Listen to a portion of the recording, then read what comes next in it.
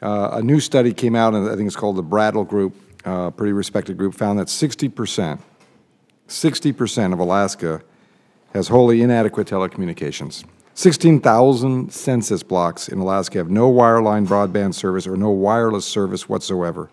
Another 4,300 census blocks have no wireless service at all.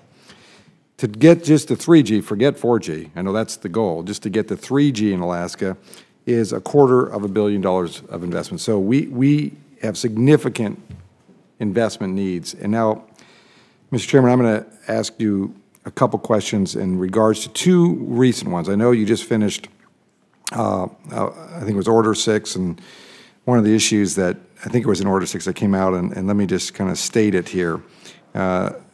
You've done some positive impacts, again, for Alaska, but it's clear and it appears there's an error in the regression analysis. The first that comes to mind is the designation of tribal lands. The FCC itself, in previous dockets, considered lifeline and link-up services, recognized Alaska as designated 100% tribal lands. We're not like any other state. We don't have reservations. And so in 2012, July, the Wireline Bureau conceded that not treating Alaska as 100% tribal lands was an error and that it should be corrected. To date, that correction has not happened.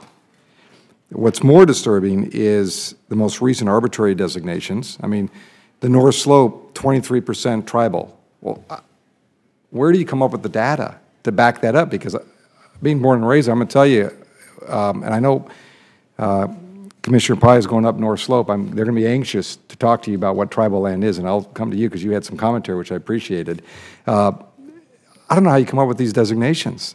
And I'm anxious, one, how you came up with it, and then I want to see the data.